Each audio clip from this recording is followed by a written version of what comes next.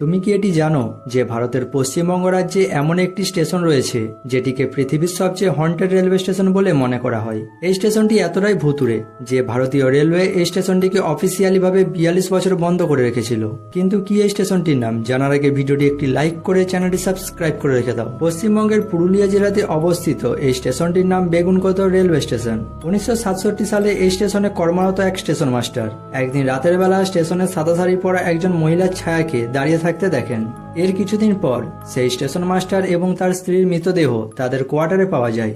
এই ঘটনাটির পর অনেকেই নাকি সেই সাদা শাড়ি পরা মহিলার ছায়াকে রাতের বেলা স্টেশনের আশেপাশে ঘুরতে দেখতে পেত। ধীরে ধীরে মানুষের মনের মধ্যে এই স্টেশনটিকে নিয়ে ভয় বাড়তে থাকে, আর এই ভয়ের কারণে স্থানীয় গ্রামবাসীরা এই স্টেশনটিকে ব্যবহার করা পুরোপুরি বন্ধ করে দেয়, যার ফলে বাধ্য হয়ে ভারতীয় রেলওয়ে অফিসিয়ালি ভাবে এই স্টেশনটিকে অনির্দিষ্টকালের জন্য বন্ধ করে দেয়। টানা 42 বছর বন্ধ থাকার পর 2009 সালে এই স্টেশনটিকে আবার চালু করা হয়। এই স্টেশনে আবার ট্রেন থামতে শুরু করে।